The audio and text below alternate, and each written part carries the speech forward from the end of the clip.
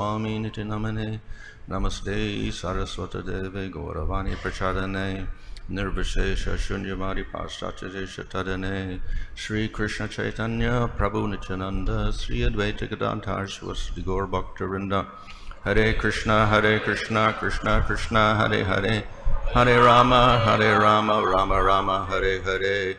Reading from Srimad Bhagavatam, Canto 11, Chapter 2, verse 45. Partway through the purport. Translation, Sri Javier said, the most advanced devotee sees within everything the soul of all souls, the Supreme Personality of Godhead, Sri Krishna. Consequently, he sees everything in relation to the Supreme Lord and understands that everything that exists is eternally situated within the Lord. So we got down maybe halfway through the purport yesterday. A Kanishta Adhikari guru who is simply attached to performing religious ceremonies and worshiping the deity without appreciation for other Vaishnavas, especially those who are preaching the message of the Lord, will especially appeal to persons interested in the dry cultivation of knowledge. As a living entity develops mundane piety, he proudly devotes himself to regulated work and nobly tries to detach himself from the fruits of his work. Through such regulated, detached work, knowledge or wisdom gradually arises. As knowledge or wisdom becomes prominent, the pious materialist becomes attracted to altruistic and charitable work and gives up gross sinful activities. If he is fortunate, he then becomes favorable to the transcendental devotional service of the Lord. Desiring a mere intellectual understanding of devotional service, such a pious materialist may take shelter at the feet of a Kanishta Adhikari. If able to advance to the Madhyam qualification, he then becomes attracted to a Vaishnava actively engaged in preaching Krishna consciousness. And when fully mature on the platform of intermediate devotion, he becomes attracted to the Mahabhagavata level and is awarded a glimpse of the exalted position of the Mahabhagavata spiritual master by the grace of Krishna within his heart. If one gradually goes on in the devotional service of the Lord, one becomes established as a Paramahamsa Mahabhagavata. At this stage, all his actions, movements, and engagements in preaching are dedicated solely to the satisfaction of Krishna. The illusory potency, Maya, has no power to throw or cover such a purified living entity. In Upadeshamrita, Srila Rupa Goswami has described this stage of life as Bhajana Vigyam Ananyam Anya Nindadi Sunya Hridam. A Mahabhagavata, being empowered by the Supreme Lord, Yogeshwara, is endowed with the supernatural power to inspire and give success to the Madhyam Adhikari who follows in his footsteps, and to elevate a Kanishta Adhikari gradually to the intermediate platform.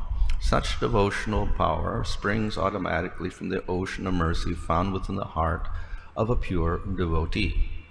Srila Bhaktisiddhanta Saraswati Thakur points out that a Mahabhagavata has no desire to inflict punishment on the enemies of the Lord.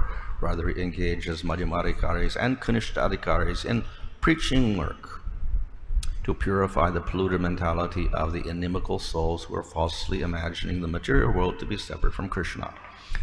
There are unfortunate living entities who are unable to understand the glory of a Kanishta Adhikari within the realm of devotional service, have no praise for the more advanced state of intermediate devotion, and cannot even begin to understand the most exalted stage, that of the Uttama Adhikari.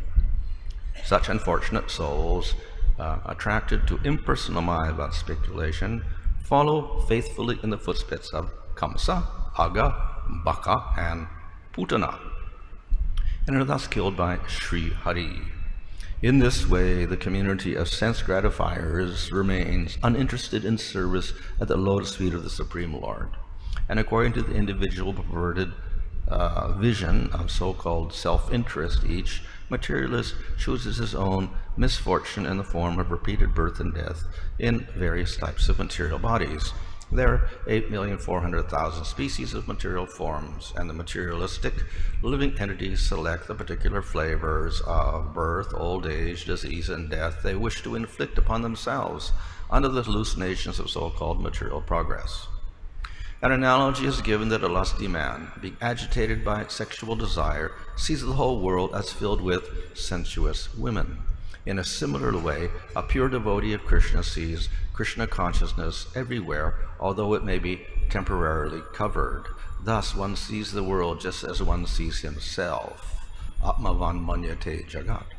On this basis, one may argue that the vision of the Mahabhagavata is also illusion, since the Bhagavatam has already stated throughout that those conditioned by the three modes of material nature are not at all Krishna conscious, but in fact are inimical to Krishna. But although the conditioned living entity may appear inimical to the Lord, the eternal, unalterable fact is that every living entity is part and parcel of Krishna. Although one's ecstatic love for Krishna may now be covered by the influence of Maya, by the causeless mercy of the Supreme Personality of Godhead, the conditioned soul will gradually be promoted to the stage of Krishna consciousness. In fact, everyone is suffering from the pangs of separation from Krishna. Because the conditioned soul imagines that he has no eternal relationship with Krishna, he is unable to ascertain that all his miseries are due to his separation. This is Maya, or that which is not. Actually, to think that misery arises from anything other than separation from Krishna is to be an illusion. So, when a pure devotee sees living entities suffering within this world, he correctly feels suffering because of separation from Krishna. All living entities are also suffering from separation from Krishna. The difference is that a pure devotee correctly ascertains the cause of his heartbreak, whereas the conditioned soul, bewildered by Maya, is unable to understand his eternal relationship with Krishna and the unlimited pain arising from neglect of that relationship. Srila Jiva Goswami has quoted the following verses which illustrate the ecstatic feelings of the topmost devotees of the Lord. In the 10th canto of Srimad Bhagavatam, when the goddesses of Vraja speak as follows: Vanalatas tarava atmani vishnum venjayantya eva pushpa phaladya pranata bara vi tapa madhudara prema hrishta tanavo vavrishupsma. The creepers and trees of the forest, the branches weighted down by rich coverings of flowers and fruits, seem to manifest Lord Vishnu within their hearts. Exhibiting eruptions of ecstatic love upon their bodies, they poured down rains of honey. Elsewhere in the 10th canto it is stated, Nadyas tadatad upadarya mukunda gitam avarta alakshita mano bhava. What is that? Bhagna vega alingana stagatam urmi bhujayar murarer grananti pada jugalam kamalopahara.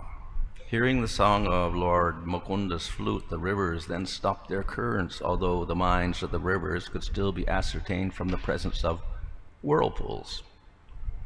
With the arms of their waves, the rivers seized the two lotus feet of Murari, taking help from the lotus plants, and thus he became entrapped in their embrace. And in the last chapter of the 10th canto, the queens of Dwarka pray, Kurari vilapasi tvam vita nidra na sheshe swapiti jagati ratram ishvaro gupta bodha vayamiva saki kachit gada nirvidya cheta nalina nayana hasodarda lilekshatena. Dear Kurari, now it is very late at night, everyone is sleeping, the whole world is now calm and peaceful. At this time, the Supreme Personality of Godhead is sleeping, although his knowledge is undisturbed by any circumstance. Then why are you not sleeping? Why are you lamenting like this throughout the whole night? Dear friend, is it that you are also attracted to the lotus eyes of the Supreme Personality of Godhead, and by his sweet smiling and attractive words, exactly as we are? Do those dealings of the Supreme Personality of Godhead pinch your heart as they do ours? Srila Vishnu Chakravarti Thakur is also given Mother Yasoda as an example of an Uttam Adhikari, for Mother Yasoda actually saw all living beings within the mouth of Krishna during the Lord's Vrindavan Leela. Srila Vishnu Chakravarti Thakur also points out in his commentary, Atra Pasyat iti tata darshana yogyataiva vivakshita natutata darshanasya sarvo kalikata. In this verse, the word pasyat, or one must see, does not mean that at every moment one is visualizing the form of Krishna. Rather, it means that one has reached the exalted platform of devotional service on which he is fit to see or is capable of seeing Krishna's form. If only those who constantly see the form of Krishna are to be considered uttamadhikaris, then Narada, Vyasa, and Sukadev cannot be considered topmost devotees, since they do not always see the Lord everywhere. Of course, Narada, Vyasa, and Sukadev are considered to be on the highest standard of pure devotional service, and therefore the real qualification is tad didrikshadikya, or having an overwhelming desire to see the Lord. Therefore, the statement of Bhagavad Gita that a devotee should see Krishna everywhere, Yomam Pasadi Sarvatra, can be understood in terms of the example of a lusty man's thinking that the world is full of beautiful women. Similarly, one should become transcendentally so desirous of seeing the Lord that one can perceive within the entire universe nothing but Krishna and his potency. Vasudeva Sarvam Iti. In Srila Prabhupada's correspondence in 1969 with Professor J.F. Stahl of the University of California, Srila Prabhupada claimed that all of his disciples who were strictly following the intense program of Krishna consciousness were in fact Sudurlabha Mahatmas who were seeing Vasudeva Sarvam. In other words, if one is constantly engaged in Krishna consciousness with an intense desire to please the Lord and one day gain his association, it is to be understood that in one's life there is nothing but Krishna. Srila Vishnu Chakravarti Thakur has warned us, however, that a mere theoretical or academic understanding that Krishna is everything does not qualify one as a first-class devotee. One must actually have developed love for Krishna. Therefore, it can be practically understood that anyone who enthusiastically adopts the Krishna consciousness program and eagerly participates in the preaching activities of the International Society for Krishna Consciousness is acting on the platform of a Madhyam Adhikari devotee. When such a devotee becomes overwhelmed by his desire to serve Krishna and associate with the Lord, so much so that he is not attracted to anything else within the universe, he should be considered to be an Uttamadhikari Vaishnava, as mentioned in this verse. So, this is the concluding part of that purport concerning the Uttam Adhikari in response to the question asked by Maharaj Nimi. So the verse has stated that one should see the Lord, or Bhagavat Bhavam, some aspect of the Lord within all living entities, and see all living entities within the Lord. So that is the Uttama Bhagavata. And then we have the Madhyama Bhagavata and the Kanishta as well. So we have three classes of, or three divisions of devotees. And Javier has started with the topmost type, the Uttama Bhagavata, who sees in all beings the Lord and all beings in the Lord. So, as later explained here in this purport, it doesn't mean necessarily that the person is always seeing Krishna face to face. And we see even the associates in Vrindavan do not always see Krishna face to face. But when they see everything, they are connecting that to Krishna. Not intellectually, we can always say, okay, this is material energy, and material energy is the apara shakti of the Lord. It's his external energy, so therefore it's related to Krishna somehow. So we can intellectually, philosophically, we can do that. And we must do that as part of sadhana. We have to understand the position of Krishna in relation to material energy and the jiva and other forms of the Lord. So we have to have some intellectual understanding as well in order to do our sadhana properly. However, this description here of the Uttamadhikari is in terms of not knowledge, but realization. That means that the soul, or the Atma, or the Jiva, has developed to such a stage that bhava and prema are the, let's say, major factor in that jiva. Consequently, they do have spiritual mind, spiritual eyes, spiritual ears, spiritual hands, spiritual feet, etc. They have developed a spiritual body because they can see the Lord directly, but not all the time. But in all cases, they're seeing everything in relation to the Lord. So the examples here were given of the gopis and the queens of Dwarka. So they see everything in relation to the Lord. They see the plants in relation to serving the Lord. They see the water. They're using the lotuses as well. And the queens of Dwarka, when they hear the cries of the birds, they are in separation from the Lord. They may not be. They may just be crying because they're hungry or whatever. We don't know. But the idea of the gopis or the queens of Dwarka is that everything is related to Krishna. So if they seem sad, the birds are sad, then they're also in separation, just like they are in separation from Krishna. So the birds also are in separation from Krishna. So their bhava in relation to the Lord is reflected in everything they see, even if it is not actual rasa. So that we see many examples of that in the 10th canto among the inhabitants of Vrindavan, particularly the gopis. And then we see the queens of Dwarka also in that same position. So these are, of course, very exalted devotees, highest level. Many of them are eternal associates of the Lord, or at least sadhana siddha devotees of the Lord. So that Uttam Adhikari stage is a very exalted stage. So some devotees in this world also attain that stage. They become fixed in prema, and they will also see everything in relation to the Lord. So of course it's a little bit different, because in seeing the world around them, it's not the spiritual world like the gopis are seeing the spiritual world of Raja or something, but here they're seeing a material world, just material trees, material water, etc. And they're seeing material people, and even atheists and demons and Mayavadis and so many other things in this world.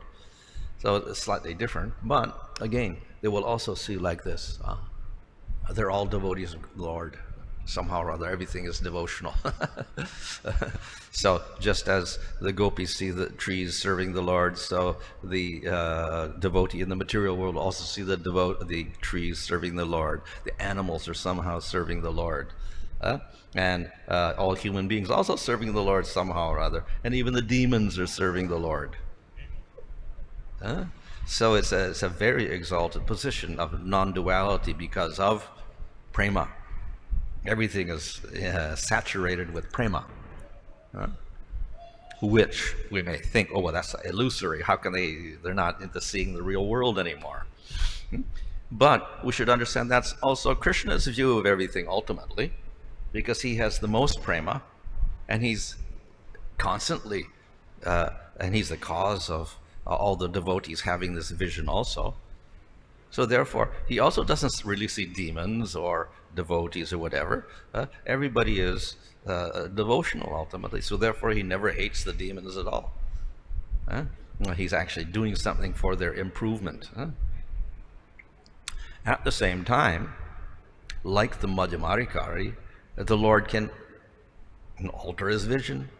And even the Uttamadhikari can alter his vision to also see in terms of distinctions where necessary, for practical purposes within this material world. So therefore, he'll arrange for a demon to get killed. Or so many other things he'll do. Therefore, the Lord has this vision, And this is also the vision of the devotees in the spiritual world and the devotees in prema in the material world as well. So this is particularly, of course, relevant here because he's talking about three types of devotees. So we see that the first two types, the Madhyama and the Kanishta, they're definitely not in the spiritual world. They're not on the level of prema. They're still relating to the material world in some way or other. And the Uttama has gone beyond that point. So he's a devotee in the material world or a devotee in the spiritual world, one or the other, but most exalted. So that is, we can say, the goal. That's the goal.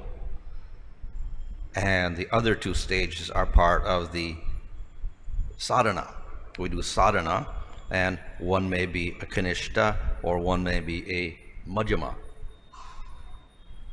However, even the kanishta is technically excluded from sadhana bhakti as we know it, because our sadhana begins with this definition of anya abhilasha shunya, etc. So that's uttama bhakti.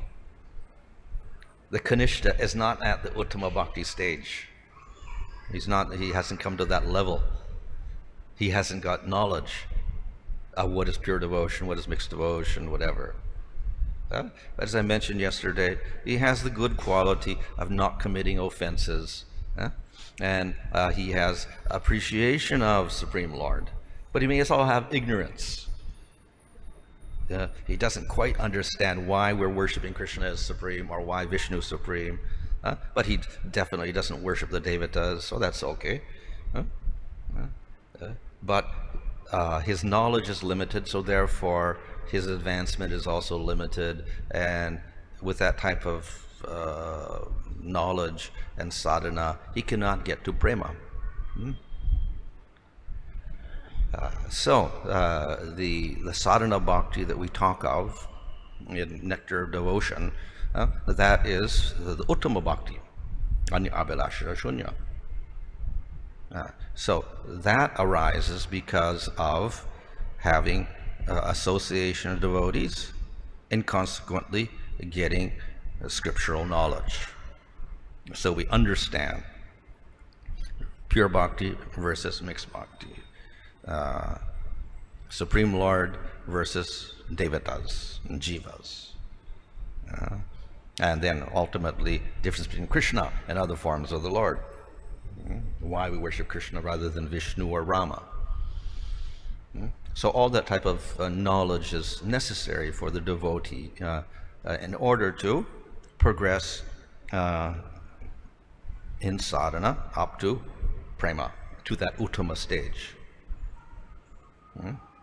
So therefore, the sadhana bhakti is technically the madhyam adhikari stage, because before that we have the kanishta stage, which is not actually part of sadhana bhakti. But it's a good beginning, we can say, for some people. But it does not necessarily follow that the kanishta becomes a madhyama. They may stay kanishta for their whole life. They may not advance. So it all depends upon association with devotees who are practicing pure bhakti, those who are madhyamas. So therefore this madhyama stage is very important as far as devotees in this world are concerned. This purport talks about the preaching movement. So the madhyama adhikari is the main preacher. And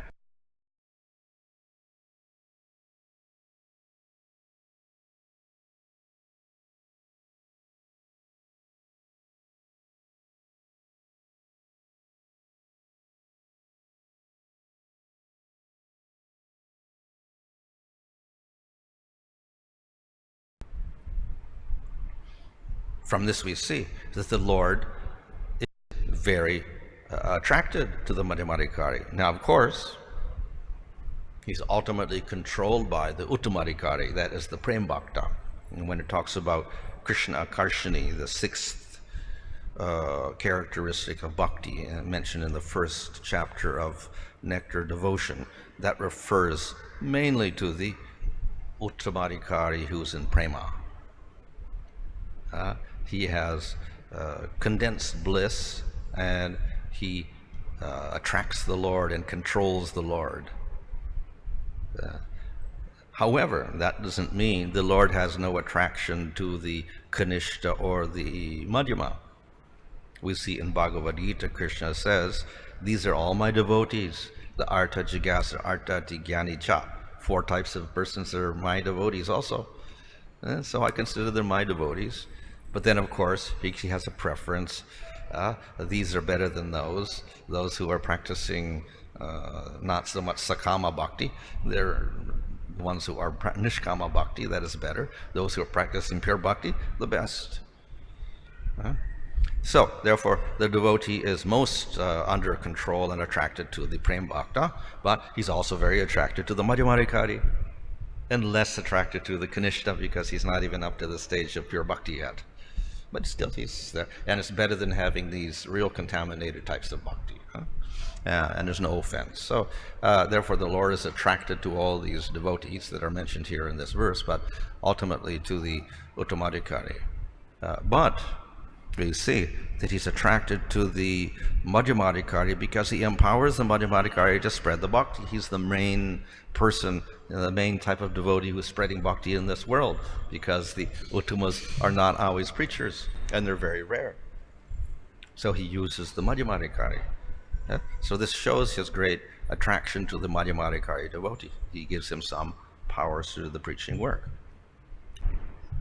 Of course, there's always the argument it's preferable to have an Uttamadikari as the guru or whatever, but that's true. But then very rare, and then how are you to know who he is, etc.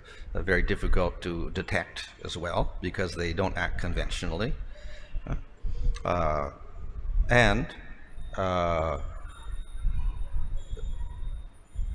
Is it real necessary? Because most devotees are starting at a very low level, and in one life maybe they progress 30%, 20% or whatever. So before they get up to the upper stages of sadhana even, it may take them several lifetimes. So they may not even require such a high devotee to elevate them. They may not be capable of receiving that mercy even in their elementary stage. We do know, of course, there are cases of Kripa Siddhi, like Narada Muni giving Kripa to Mrigari the hunter. Yes, but that's rare still. Rarer still. The Uttamadikari is very rare, and the bestowal of Kripa Siddhi is rarer than that also, so not common at all. And we don't see Narada Muni running around giving out mercy everywhere to everybody also, so it's not common that Narada Muni is here all the time either. So rather rare. But we do have the Madhyamadikaris there, and people can take advantage of that, the Kanishtas and other people, and they can gradually rise up to the Madhyam, and when they're qualified in some lifetime, then they can meet the Uttama and advance from that point. So Krishna makes arrangement for everyone according to their needs, desires, qualification, and his special mercy, of course. So at least we come to the Madhyam stage and get the mercy of Madhyamas and advance from there. It's not that always somebody who gets the mercy of the Madhigari takes up into preaching or into May not. Of course, because the Uttamas so advanced that he may not. His mercy may be just giving a mantra or teaching them Hare Krishna or whatever. That may be his mercy also. He may not do more than that for certain persons. So therefore, whatever they can accept and digest, they will do. So they may become Babajis or whatever like that. Who knows?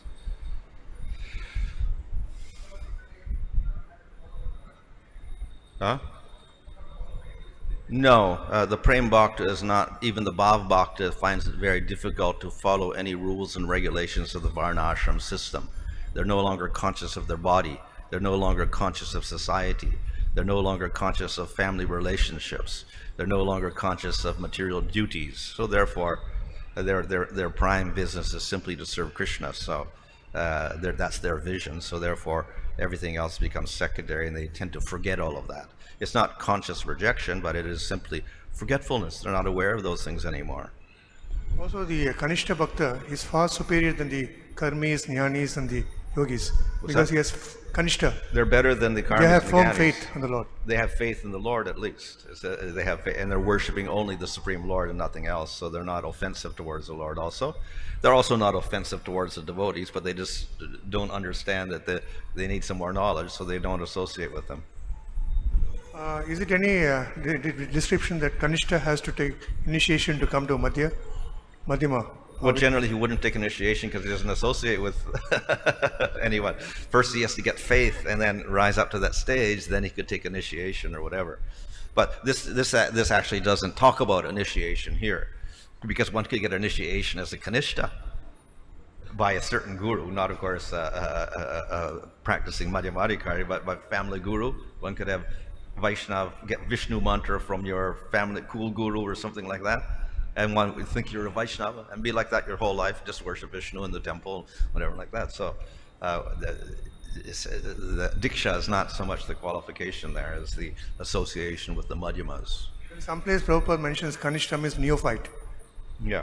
And we say in ISKCON a new Bhakta. That means he's not initiated. Oh, Initiated okay. devotee cannot be a new Bhakta. Yeah. Well, there's another type of Kanishta also. We tend to confuse the definitions. The other Kanishta, Madhyama and Uttama, is mentioned in the Nectar of Devotion.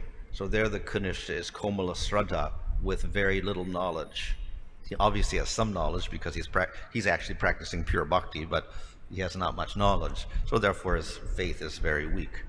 The Madhyama has little more knowledge, and therefore his faith is a little stronger.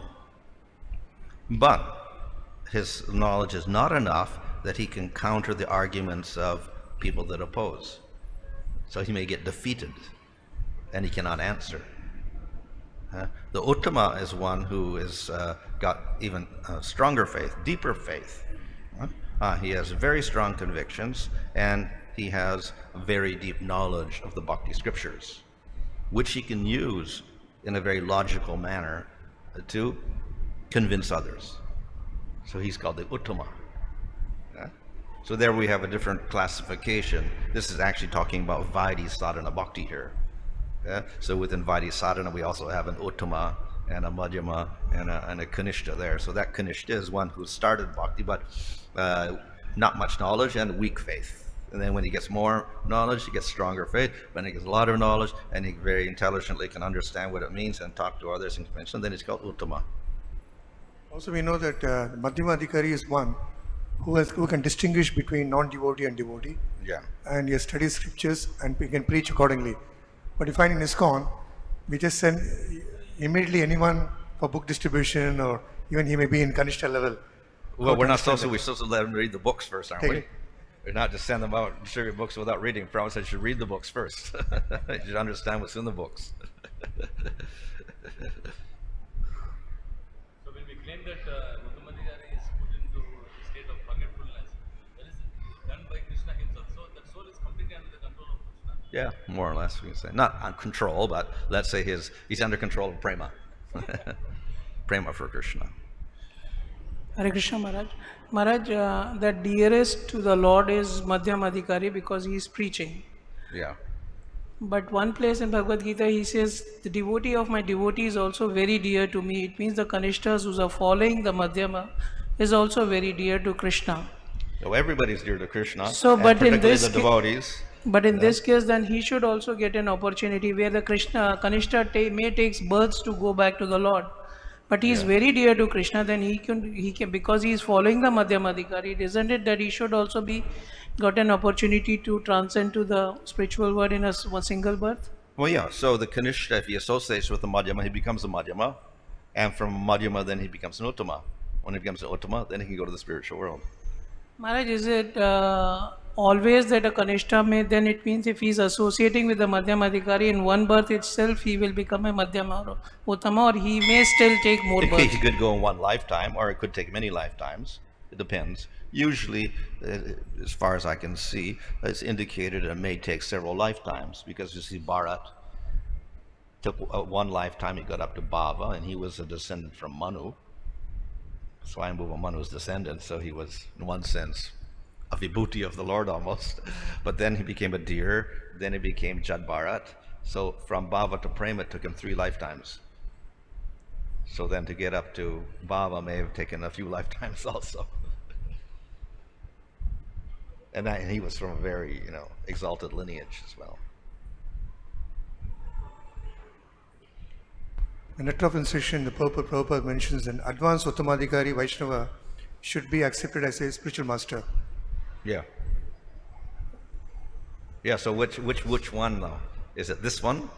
Then you have to go to the gopis or the queens of Dwarka or Narada Muni, like this. Or it could be the other one in the Madhyama category, who's an Uttama also, who has profound knowledge of scripture, has very strong faith, and can use logic to convince others. And then later on he says he wants to chant 16 rounds and follows the regular principles. He's the Uttamadhikari. He says everyone begins his devotion service from the neophyte stage, but if one properly finishes chanting the prescribed number of rounds of Harinam, he is elevated step by step to the highest platform, Uttamadhikari. Yeah. Do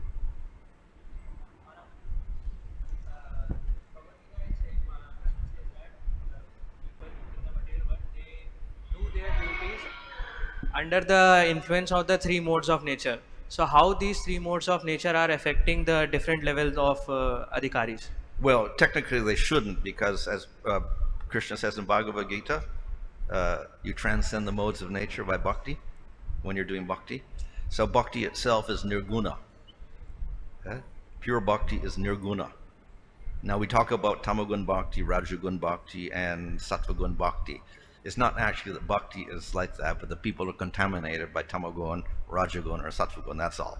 So therefore it looks like the bhakti is contaminated, but that worship of the Lord, chanting the holy name, actually is chintamani. It's beyond the material world in itself. But people are contaminated, so therefore we say contaminated bhakti or whatever like that for that reason, but actually it's transcendental. So if you are worshipping the Lord on Abhilasha Shunya like that in sadhana bhakti, when you're doing that, then that is nirguna. It's not a material activity, and it destroys all karma. It does everything like that. Yeah? Then when we're not doing bhakti, then of course we maybe get affected by the gunas. The division of these adhikaris is on the basis of their understanding of Krishna or Well, this one is their, we can say their, one is their understanding of the Lord, and then the realization of the Lord. So in Kanishta, they don't really quite understand properly. Madhyama, then they get proper scriptural understanding, and they practice properly, Uttama Bhakti, or pure Bhakti. And then final realization is Uttama, that is prema level. Maharaj, we understand that a Kanishta rises to the Madhyama level through the association of Madhyamas. I mean, in that association, he gets knowledge of scriptures and of pure bhakti. Now, what does it take for a Madhyama to become an Uttama? Oh, Is it well, just bhajan? again, association. Association is always necessary, and through the practice of bhakti, and through, if he has association, he may get greater knowledge, not in the sense of just technical knowledge, but he may develop attraction for certain rasa, etc., and get guidance in that from another devotee, a higher devotee, whatever, how to develop attraction to the Lord or whatever, nurture his bhava or whatever like that. And of course, he may also teach them. In ancient times, there were no books, so and no internet, so they have to get taught everything. Like even something like Govinda Lilamrit or whatever, they have to go to a devotee to get it, because there weren't any books available like that, so very few. So the devotee is also necessary for that, and their practice. In other words, even in sadhana bhakti, and from the Shraddha, we do bhajana kriya and anarshana vrishti, nishtaruchi asakti within sadhana. So that's all caused by association and the practice itself. Like the growth of a plant, it grows due to the cultivation. And the three categories of adhikaris mentioned for Vaidhi Sadhana Bhaktya in Nectar of Devotion, Yeah. then all three of them are the Madhyama adhikaris over here. More or less, we can say that. Yeah, yeah. Of course, we can say the uttama also goes beyond that, and we can say that uttama would apply to everybody above that also. They would also be, he would have profound knowledge of scripture, and he would be firmly convinced also in bhava and prema as well. But it's possible within the Vaidhi sadhana bhakti level.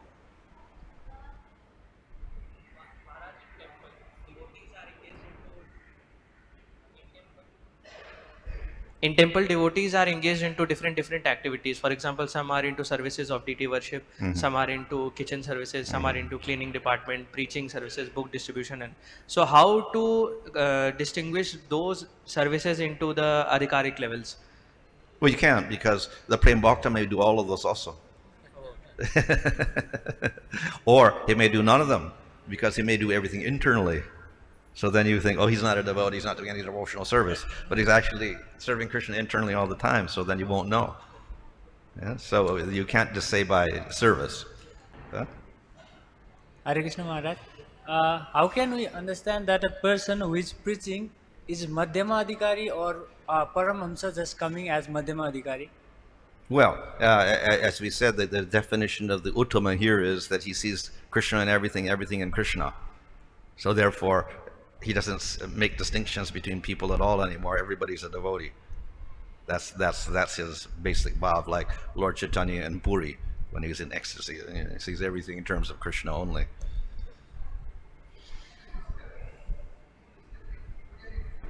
What's that? That the pujaris are very close to the deities and they already do the puja. They are the pure devotees.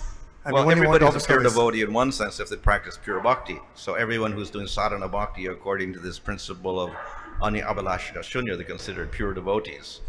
So we often use that term, pure devotee. So, but we may think, it means uttamadikari. It doesn't always mean that. So when our acharyas use it, they often just mean one who's practicing uttama bhakti. He could be sadhana bhakta, he could be bhava bhakta, he could be prema bhakta also. I met one donor. He said, I will give only donation only to the hands of the pujari. Okay. Because he is the one who is offering to the Lord. Kanishta. He's a Kanishta. He sees only the person related to the Lord as the devotee, so he's like a Kanishta. Shri Srimad Bhagavatam ki jai.